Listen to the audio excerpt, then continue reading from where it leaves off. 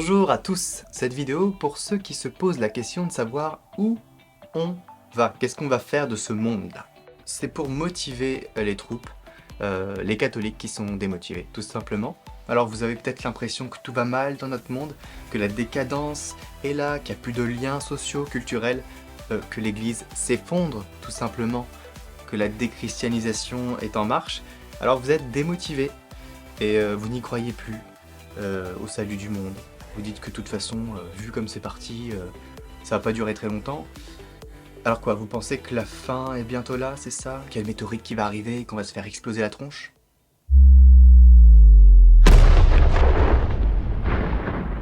Eh bien non, vous ne savez ni le jour ni l'heure, personne ne le sait, c'est marqué dans la Bible. Et si les signes de notre temps nous invitent parfois à se dire « Non mais attends, là tout va péter, là, c'est pas possible, on part vraiment trop en vrille, là. » Bah, alors quoi? Même si on constate ça, on va arrêter notre mission et puis on va se dire oh, c'est plié. Bah non, on a une mission sur Terre. Ah, peut-être que vous savez pas, vous avez oublié peut-être quelle est notre mission sur Terre. Alors, c'est de sauver les âmes, tout simplement. Easy, easy. Alors comment? Bah en partageant la bonne nouvelle, car Dieu il passe par nous.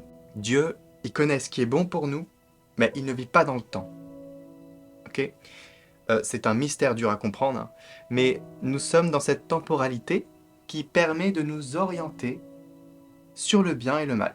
Hein, on a pris à la Genèse, on a mangé le fruit de la connaissance du bien et du mal, maintenant on connaît le bien, on connaît le mal, et on est là en train de se dire, bon alors, et des fois on tend vers le mal, des fois on tend vers le bien, des fois le mal il nous accroche bien, et puis le bien il nous dit allez viens. On est un peu bloqué entre les deux, on a cette sensibilité, d'ailleurs tous les films, c'est l'histoire de l'humanité, hein, dans tous les films il y a le bien et le mal, on est là en train d'essayer de laborieusement marcher entre les deux, pour tendre finalement toujours vers une fin heureuse et belle, vers le bien. C'est l'histoire de l'humanité. Donc on est dans cette temporalité entre le bien et le mal. À notre mort, on n'a plus de temporalité. Ça n'existe plus, on n'est plus dans le temps. Donc l'état de notre âme à notre mort, bah, elle sera telle qu'on l'aura quand on est mort, tout simplement.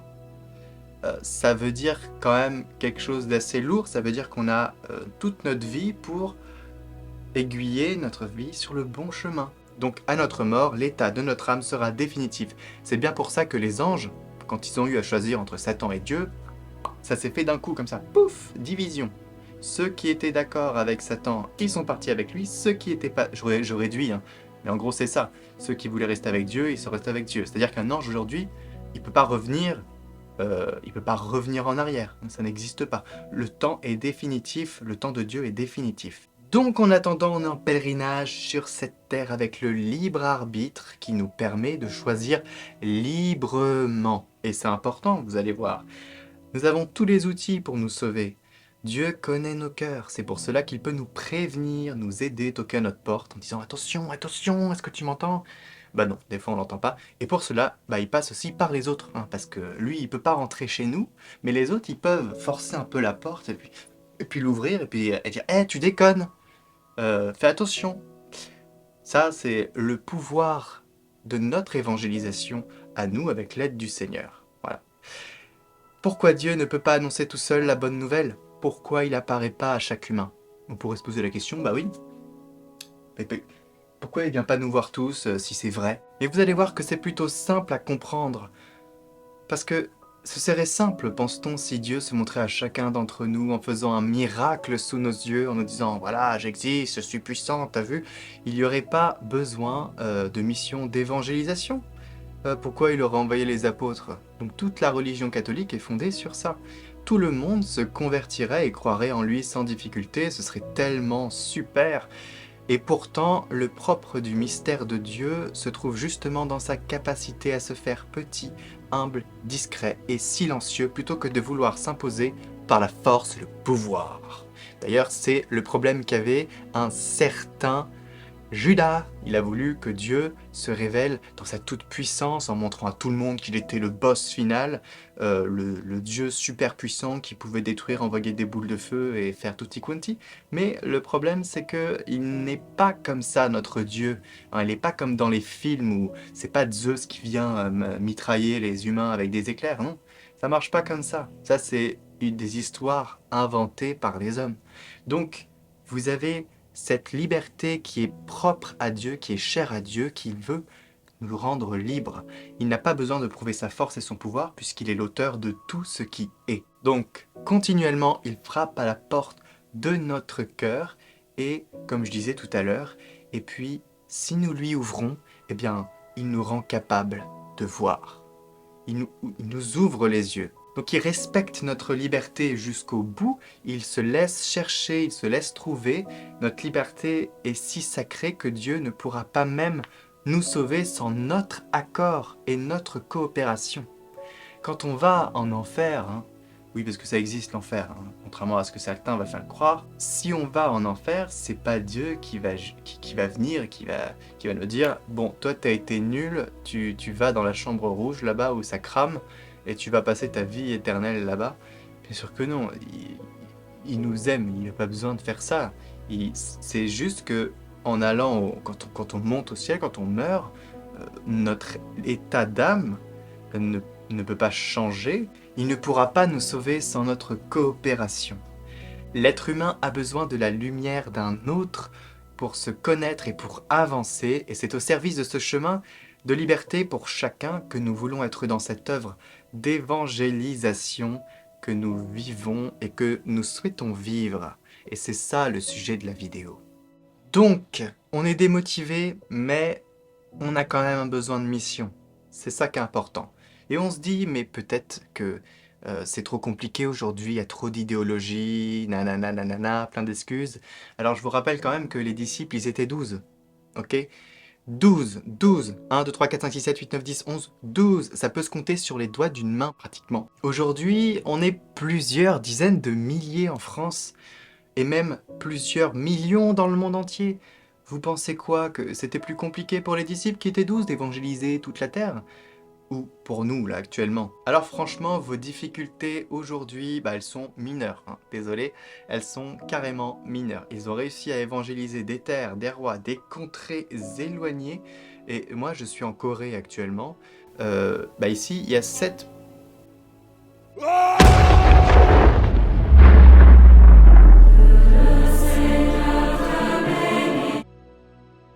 Je suis actuellement en Corée. Et ici, il y a 7% de catholiques. Ça a fait tout son chemin jusqu'ici. Bon, certes, c'est pas beaucoup pour 2000 ans d'histoire, mais on a bon espoir, d'accord ? Donc, quoi ? Nous, on n'est pas comme les disciples. On n'a pas leur force de persuasion, de convaincre, de parler en plusieurs langues. On n'a pas le feu de l'Esprit Saint.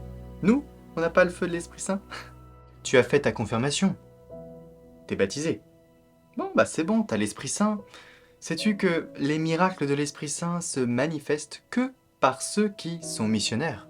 Bah oui, l'Esprit Saint va pas donner des dons pour que tu puisses en profiter pour toi-même dans ton propre intérêt. C'est pour les autres que c'est donné.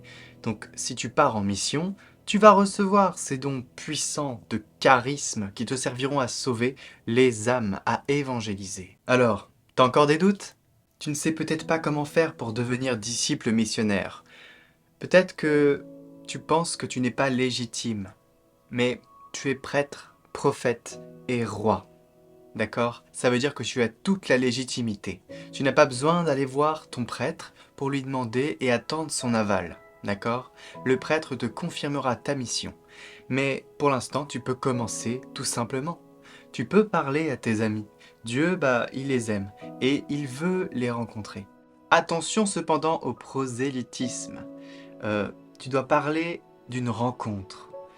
Dieu, Jésus, l'Esprit Saint, mais Jésus, c'est la rencontre. Tu rencontres une personne, celle du Christ. Tu peux témoigner de cette rencontre, de ce qu'il a fait pour toi, des miracles et des merveilles qu'il a fait dans ta vie. Pour moi, il a fait des merveilles. Pour vous, il fera de même.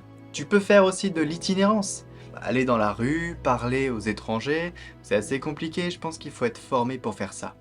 Quoi? Comme les témoins de Jéhovah? Bon, ok. Alors, sans chariot et avec un t-shirt marqué «Je ne suis pas témoin de Jéhovah». Non, mais l'itinérance, c'est capital pour les disciples, hein. C'est comme ça qu'ils ont fait. Ils évangélisaient en allant dans la rue, en allant proclamer, en allant prêcher dans la rue. Et puis, surtout, ils n'hésitaient pas à recadrer ceux qu'ils rencontraient. La lettre de saint Paul apôtre aux Romains, aux Corinthiens, et il y en a plein, bah, ça recadre, hein. C'est pas des lettres gentilles, mignonnettes. On voit qu'il y a beaucoup de fraternité, beaucoup de charité, mais ça recadre sec quand il y a besoin. Donc, ça, c'est important de savoir que il faut être en tempérance dans ses propos, hein, mais il faut aussi savoir dire les choses. Donc, ils avaient la parole vivante en leur cœur et ils pouvaient prêcher, éclairer les cœurs, pour les mettre en direction du Seigneur, hein. Et parfois, bah, c'est dire noir, c'est noir et blanc, c'est blanc. Il n'y a rien de pire qu'être trouble sur ses positions. Le catéchisme de l'Église est clair sur tous les sujets chauds de notre société actuelle. Donc il faut aller les lire, se former un peu, à savoir comment l'Église apprécie tout ça. Donc laissez entendre qu'il y aurait moyen de passer entre les mailles du filet parce que finalement l'interprétation de certains passages de la Bible n'est pas si évidente. C'est trouble tout ça, d'accord? C'est pas très... Le catéchisme de l'Église est clair, il n'a pas changé. Le changement de dogme Vatican II, c'est pas un changement de dogme sur la vision de la personne humaine, c'est quelque chose qui est beaucoup plus dans la pratique de la religion. Mais on s'éloigne de sujet, donc revenons à nos moutons. Le Christ n'y allait pas par quatre chemins. Il était intransigeant, mais il était aussi plein d'amour. Et c'est cet amour que vous devez montrer. Cette charité, cette empathie, mais aussi la fermeté de vos paroles. Parce que c'est le plus grand bien que vous pouvez faire autour de vous. Le manque de cadre est délétère pour l'âme, et on le voit aujourd'hui dans notre société qui manque beaucoup de cadres. Est-ce que vous ne pensez pas qu'on a besoin, au bout d'un moment, d'avoir un cadre pour s'épanouir? Sinon on se répand, et puis il n'y a plus rien qui tient, c'est pas très agréable. On a besoin d'un cadre. Alors on pourrait prendre l'exemple pour ça de la crème solaire. Vous êtes sur une plage, content parce qu'il y a le soleil. Alors, mettez votre serviette, vous vous allongez et vous faites la petite bronzette. Vous bronzez et puis vous êtes content d'être là. Et puis, il y a Chris qui vient vous voir et fait faudrait que tu mettes de la crème parce que sinon tu vas avoir mal plus tard. Tu vas souffrir. Alors tu dis laisse-moi tranquille, moi j'ai pas besoin de crème, je suis très bien comme ça. Ok. Il va pas insister, hein. Et puis, il va envoyer des personnes sur ta route. Ils vont venir à côté de toi, ils vont dire oh, t'as pas de crème solaire, non, faut vraiment que t'en mettes, parce que tu vas souffrir sinon. Tu dis mais arrêtez, regardez, tout se passe bien, j'ai rien du tout. Franchement, qu'est-ce que vous me saoulez avec votre crème là? Alors il retourne quand même le voir, et puis il dit t'es sûr, tu peux pas mettre de crème solaire? Après, vraiment, après tu vas souffrir, et puis ça va pas être joli. Je dis mais oh, ça va, regardez, je suis bien, y a pas de souci, je suis tranquille sur ma serviette, allez, allez-vous-en, hein, c'est bon. Bon bah à la fin de la journée, il rentre chez lui, et là, ça gratte, et puis il devient tout rouge, et puis c'est désagréable, et puis ça le brûle de partout, il peut pas dormir sur son dos, il peut pas, il est obligé de mettre de la biafine et tout, et puis là il se dit, oh, mais j'aurais dû écouter quand on m'a dit de mettre de la crème. Ouais. Et imaginez ça, souffrir avec un coup de soleil constant. Eh ben ça c'est l'enfer, d'accord? Vous n'avez pas écouté, vous vous dirigez vers ça. Il y a un danger, je dis pas que vous allez y aller si vous n'écoutez pas, je dis qu'il y a un danger. Pour que vous ayez un coup de soleil, et qui dure éternellement. C'est pas très agréable. Donc, il faut aussi savoir écouter. Donc l'exemple de la crème solaire, ça vous montre que votre mission finalement, c'est de dire les choses, pas de venir empiéter, parce que si on aurait forcé à mettre la crème solaire sur lui, ça sert à rien. Enfin, si, bon, pour la crème solaire, ça sert à quelque chose, en l'occurrence, mais il n'aurait pas été content qu'on empiète sur sa liberté, hein. Donc finalement, l'exemple de la crème solaire, c'est comme le four qui brûle. On dit non, non, va pas te brûler au four, touche pas, c'est chaud. Bah oui, on te l'avait dit hein, de pas toucher le four, mais bon.